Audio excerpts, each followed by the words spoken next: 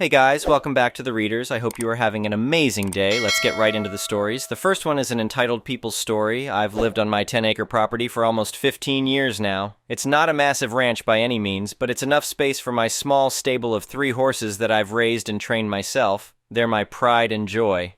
Whiskey, a chestnut quarter-horse gelding, Luna, a dapple-gray Andalusian mare, and Rocket, a young black thoroughbred that I rescued 2 years ago after he was deemed too difficult by his previous owners. I love these horses like they're my children. I spend hours each day caring for them, training them, and making sure they have everything they need. Anyone who knows anything about horses understands that they're not just lawn ornaments. They require constant care, attention, and a significant financial investment. Our little slice of heaven sits at the edge of an expanding suburb. When I first moved here, my property was surrounded by other farms and rural homesteads. But over the years, developers bought up the surrounding land and built cookie-cutter houses filled with city folks looking for a country experience without actually wanting to live the country lifestyle. That's how I ended up with Karen as my neighbor 6 months ago. From the day she moved in with her husband and 2 children, a boy around 10 and a girl who looked about 8, I could tell she was going to be trouble. The first time we met was when she marched up to my fence line as I was feeding the horses. "Those are beautiful animals," she said, not bothering to introduce herself. "My kids would love to ride them sometime." I smiled politely and explained that my horses weren't available for neighborhood children to ride. "They're not beginner-friendly horses," I told her. "They require experienced handlers." Karen's smile tightened. "Well, my kids took a pony ride at the state fair last year, so they know what they're doing. Besides, it would be a nice neighborly gesture to let them ride occasionally." I was a bit taken aback by her boldness, but stayed firm. "I'm sorry, but no. These horses are valuable animals, and horseback riding can be dangerous without proper training. I can recommend some local stables that offer lessons if your kids are interested." She huffed and muttered something about selfish neighbors before walking away. I figured that was the end of it. Boy, was I wrong. About a week later, I came home from grocery shopping to find Karen's son sitting on Whiskey's back in my paddock. Karen stood outside the fence, phone in hand, taking pictures. I nearly had a heart attack. Whiskey is generally even-tempered, but he can get spooked easily, and the boy wasn't wearing a helmet or any safety gear. I immediately parked my truck and ran over, trying to stay calm so I wouldn't startle the horse. "What do you think you're doing?" I demanded, entering the paddock and carefully approaching Whiskey. Karen beamed at me. "Oh, we were just letting Tyler get acquainted with the horses. He's a natural, don't you think?" I gently took Whiskey's halter and helped the boy down. "You are trespassing on my property and putting your child in serious danger," I said, struggling to keep my voice level. "These are not petting zoo animals. If he had fallen, he could have been seriously injured or worse." Karen rolled her eyes. "Don't be so dramatic. He was fine. Whiskey is such a gentle soul." The fact that she knew my horse's name made it clear she'd been on my property before. "How did you get in here?" I asked. "The gate was open," she lied. "I always lock my gates, and I could see that they had climbed over the fence based on the fresh scuff marks." "Listen carefully," I said, looking her straight in the eyes. "You and your children are not welcome on my property without my permission. My horses are not community property. If I catch you trespassing again, I will call the police. Do you understand?" Karen seemed shocked that I wasn't playing along with her entitlement. She grabbed her son's hand and stormed off, muttering about how I was overreacting and being ridiculous. I immediately went to check on all 3 horses, making sure they weren't injured or stressed. Thankfully, they seemed okay, but I was furious. I installed additional locks on all my gates and put up more no trespassing signs around the property perimeter. I also set up some trail cameras near the paddocks just in case. For a few weeks, things were quiet, and I thought maybe Karen had gotten the message. Then one Saturday afternoon, I heard unfamiliar voices from the barn while I was working in my vegetable garden. I quietly walked over and found both of Karen's kids in Luna's stall, trying to put a bridle on her. Luna was backing into the corner, clearly uncomfortable with these strangers manhandling her. "Stop!" I shouted, startling everyone. "Get away from my horse right now!" The kids jumped and looked guilty, but didn't move away from Luna. "Our mom said it's okay," the girl said defiantly. "She said you're just being selfish with your horses and that neighbors should share." I was livid. I carefully entered the stall, removed the poorly fitted bridle from Luna's head, and then escorted the children out of my barn. "Where's your mother?" I asked. "At home," the boy answered. "She said we could come play with the horses while she made lunch." I couldn't believe what I was hearing. This woman had sent her children, unsupervised, to trespass on my property and mess with 1,000-pound animals they had no experience handling. The level of irresponsibility was staggering. "Come with me," I said, and walked them back to their house. I knocked firmly on Karen's door, a child on either side of me. Karen opened the door with a look of surprise that quickly turned to annoyance. Why did you bring them back? They were having fun. Your children were trespassing on my property and attempting to bridle one of my horses without supervision or permission, I said. Do you have any idea how dangerous that is? They could have been seriously injured or killed, Karen scoffed. Don't be so dramatic. They were just playing. Horses are not toys, I snapped. They are large, powerful animals that require respect and proper handling. Your children have neither the experience nor the permission to be anywhere near my horses. Well, maybe if you weren't so stingy and actually let them ride properly, they wouldn't have to sneak over, she countered, as if this was somehow my fault. I took a deep breath. This is your final warning. If I catch your children on my property again, I will call the police and report you for child endangerment and trespassing. Do I make myself clear? Karen's face turned red. Are you threatening me? I'm informing you of the consequences of your actions, I replied coldly. Keep your kids off my property. I walked away, fuming. When I got home, I immediately called a fencing contractor to get an estimate on raising the height of my fence along the property line we shared with Karen. It would be expensive, but apparently necessary. The next day, I caught the kids again, this time on my security camera while I was at work. I called the police and showed them the footage when they arrived. They went to speak with Karen, and I hoped that an official warning would finally get through to her. It didn't. 3 days later, I came home early from work feeling under the weather, only to find Karen herself in my paddock with both children. She was actually sitting on Rocket's back while her daughter held the lead rope and her son was climbing up to sit behind her. Rocket is my most temperamental horse. He has a history of abuse and can be unpredictable around strangers. My heart nearly stopped as I envisioned the disaster that could unfold at any moment. I honked my horn loudly as I pulled in, hoping to alert them to my presence without startling Rocket too much.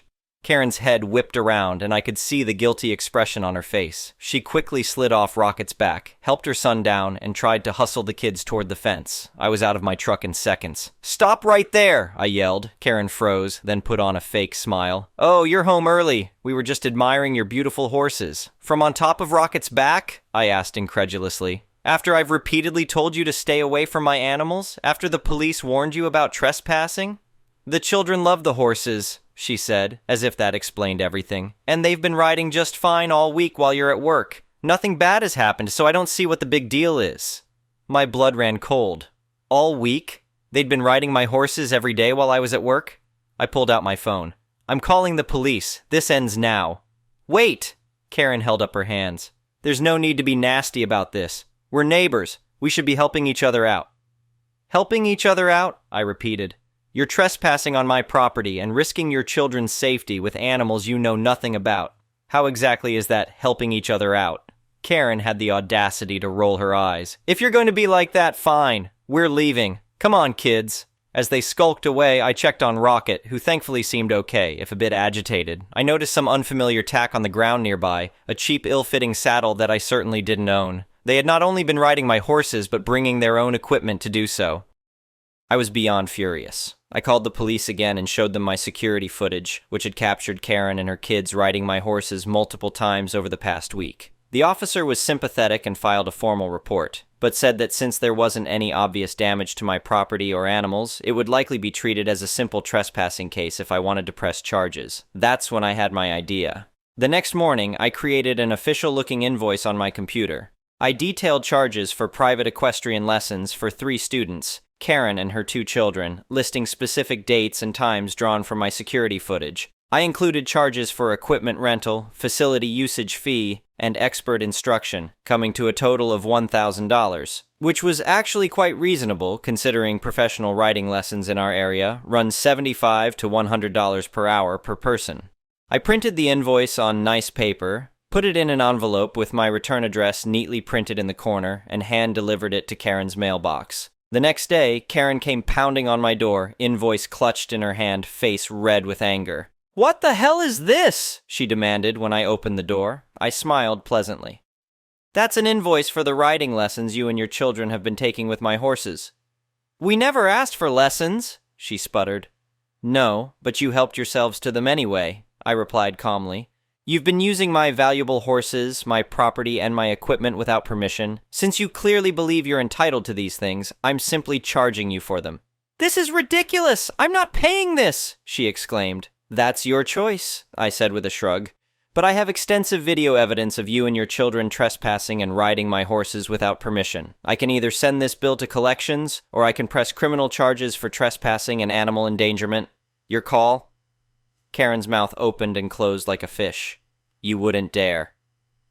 Try me, I said, all pleasantness gone from my voice. You've repeatedly ignored my warnings, disrespected my property rights, and put your children in danger. Actions have consequences, Karen. She stormed off, claiming she would talk to her lawyer. I didn't hear from her for 2 weeks, and blissfully, there were no more incidents of trespassing. Then I received a letter from her lawyer claiming my invoice was fraudulent and demanding I cease harassing his client. I responded by sending him copies of my security footage, the police reports, and a detailed timeline of Karen's trespassing incidents. I never heard back from the lawyer, but Karen made a point of giving me dirty looks whenever we crossed paths. She also started telling neighbors that I was trying to extort money from her, which backfired when I calmly showed them the evidence as well. After 30 days, I sent Karen a polite reminder that her invoice was past due. After 60 days, I sent a final notice informing her that the matter would be referred to small claims court if payment wasn't received within 10 business days. She ignored it, of course, so I filed in small claims court. The filing fee was only $75, and I had all my documentation in order. I was assigned a court date about 6 weeks out. Karen seemed shocked when she was served with the small claims papers. She apparently hadn't believed I would actually follow through. The day before our court date, she showed up at my door, offering to pay $200 if I would drop the case. The invoice is for $1,000, I said firmly, plus the $75 filing fee and an additional $100 late fee as specified in the payment terms. We'll let the judge decide tomorrow. She called me several creative names before storming off. In court the next day, I presented my case calmly and factually. I showed the judge my security footage, the police reports, and the numerous no trespassing signs on my property. I explained the danger Karen had put herself and her children in by handling horses they weren't trained to ride, and I provided documentation of the market rate for riding lessons in our area to show that my invoice was reasonable. Karen's defense was basically that I was being petty and vindictive, that neighbors should help each other, and that her kids just wanted to pet the nice horses. She claimed she thought I was just being difficult and didn't really mean my prohibition against riding the horses.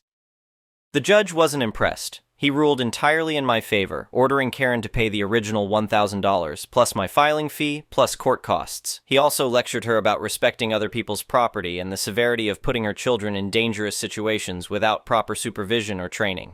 Ma'am, the judge said, if one of your children had been injured while trespassing on the plaintiff's property and riding those horses without permission or proper safety equipment, you could be facing much more serious charges than the cost of riding lessons. Consider yourself fortunate that all you're paying for is the privilege you already took. Karen was furious but had no choice but to comply with the court order. She wrote me a check right there in the courthouse, practically throwing it at me before storming out. The best part? When we got outside, she threatened that I hadn't heard the last of this. Unfortunately for her, the bailiff overheard and reminded her that threatening someone after a court judgment could be considered harassment and contempt of court. She shut up pretty quickly after that. It's been 2 months since the court case, and I haven't seen Karen or her kids anywhere near my property. I used the money to upgrade my security system and install a much taller fence along our shared property line. Some of the neighbors think I was too harsh, that I should have just let the kids enjoy the horses. But anyone who actually owns horses understands completely. These are living creatures, not playground equipment, and Karen's entitlement could have resulted in serious injury to her children or my beloved animals. The icing on the cake came last week when I saw Karen's kids at the local ice cream shop with their father, not Karen. We made eye contact and I was ready for some nasty comments, but instead he approached me and apologized. I want you to know I had no idea what was going on, he said quietly. I'm so sorry for what my wife and kids put you through. I've enrolled them in proper riding lessons at the stable in town so they can learn to respect horses and the people who own them. I thanked him for the apology and for taking steps to educate his children properly. It was a surprisingly positive end to an infuriating situation. As for Karen, she still glares at me whenever we cross paths, but she stays far away from my property. Lesson learned, I hope. Though with entitled people, you never can tell. At least my horses are safe now, and that's what matters most to me. Edit. Wow, this blew up overnight. Thanks for all the supportive comments. To answer some common questions. 1. Yes, I did check my homeowner's insurance after this incident and increased my liability coverage. Even though the kids were trespassing, in today's lawsuit-happy world, you can never be too careful.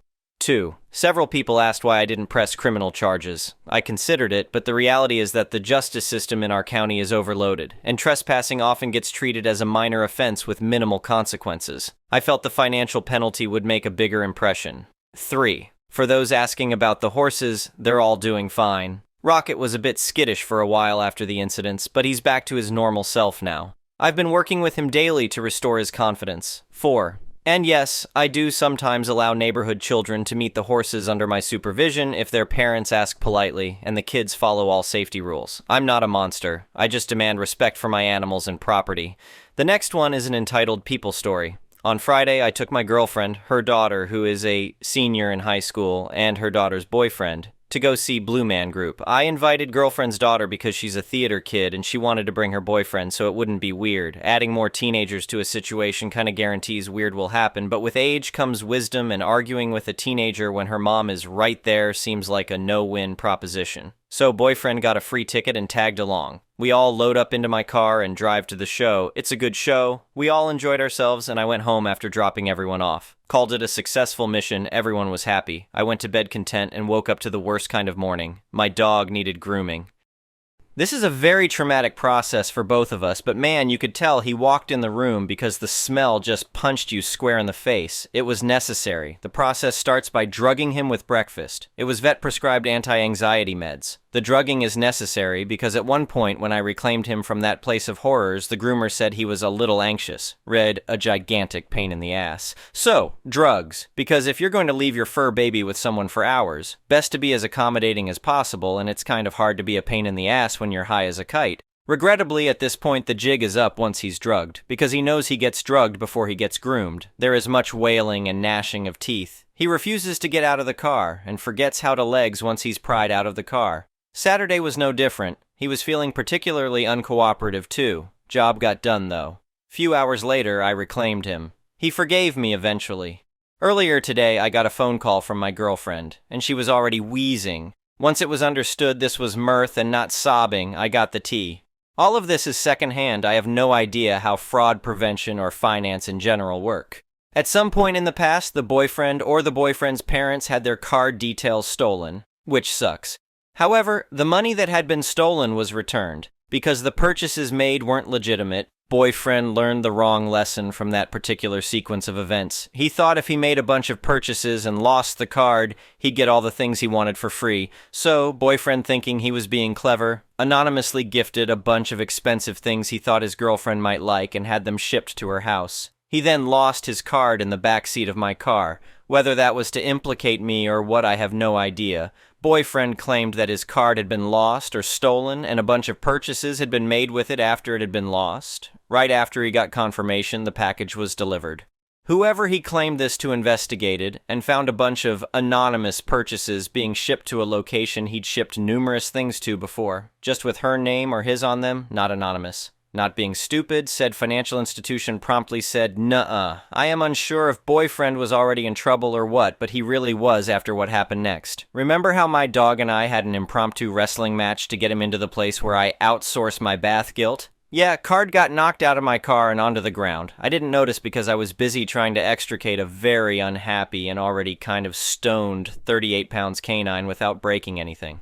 Said previously ejected card had been picked up by someone and used. A lot, in a lot of places. Because there was already a very recent lost or stolen card that was firmly nuh-ud, apparently it's going to be a lot harder to get the funds back for the actual bogus charges. Boyfriend was apparently very upset with this sequence of events. He was properly devastated when my girlfriend's daughter dumped his ass. I'd like to think she dumped him because he'd tried to throw me under the bus. I'm actually almost positive she dumped his ass because of his fraudulent little care package. Said package was delivered to her father's house, with current resident as the intended recipient, from Anonymous. It included a big bottle of fragrance that girlfriend's daughter likes to wear, and some lingerie in her size, along with several other very expensive things, which were remote-controlled and anatomically unlikely. Girlfriend's ex-husband found this hilarious and hasn't stopped giving his daughter a hard time about it. She got pissed about the hard time her father was giving her and called her mom to complain. Her mom, being the sympathetic sort she is, consoled her with, "Well, we knew he was very pretty and pretty dumb. What did you expect?" The next one is a malicious compliances story. I've been working on IT for around 26 years now.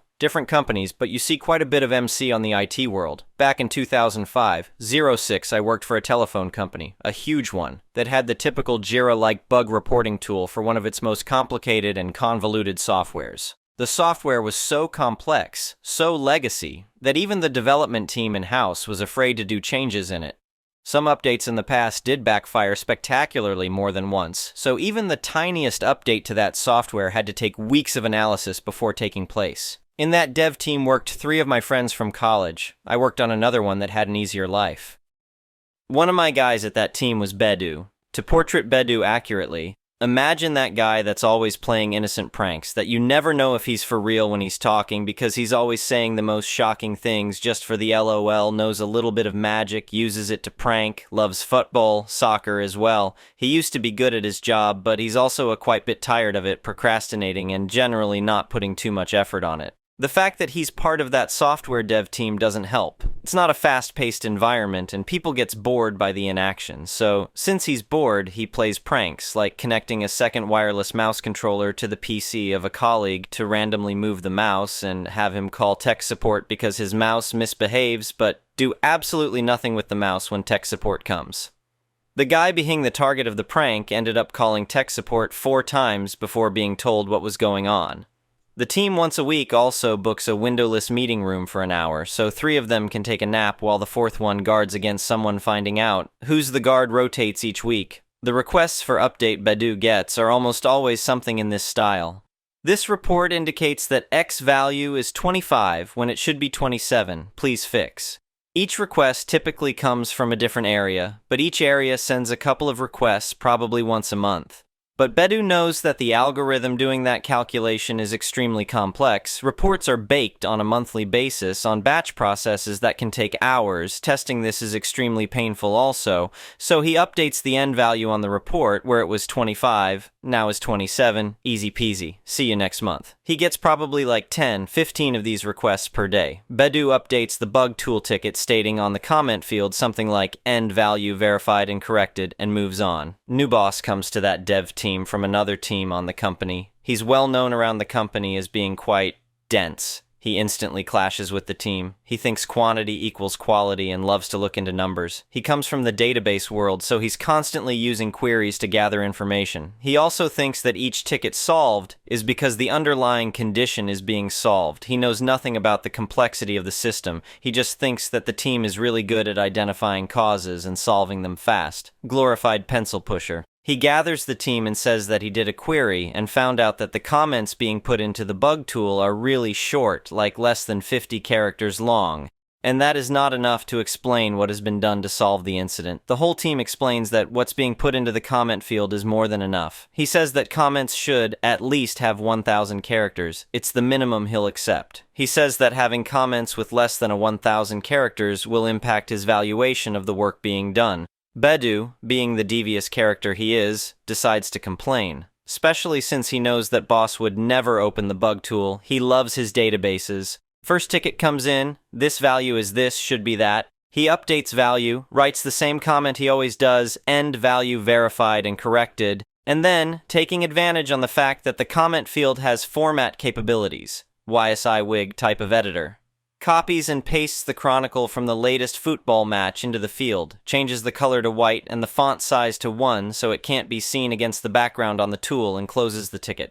If you're the original ticket poster, that comment field is read only, so unless someone selects and highlights the comment, they won't know that something else is there. Next ticket comes, does the same but writes a rant about some stupid thing. Then on the next ticket he just keeps pushing random keys in the spacebar until the character counter reaches 1,000. He gets bored of doing this, so he becomes more ingenious and inventive by the ticket. Somewhere hidden in that bug tool comment system, a complete original Bedu novel separated in small chapters ends up being written that Noon knows about, outside of us few that have lunch with Bedu and the team. Boss comes a month after and says to Bedu, "I've noticed that the size of your comments has gone up last month. You're averaging well over 1,000 characters per ticket. Keep it up." Bedu, plus all my other friends and myself, left the company to greener pastures a year later. I still talk daily with Bedu and people from that team. Thank you for watching. I would really appreciate it if you could like the video and subscribe to our channel if you haven't already. We'll see you again tomorrow.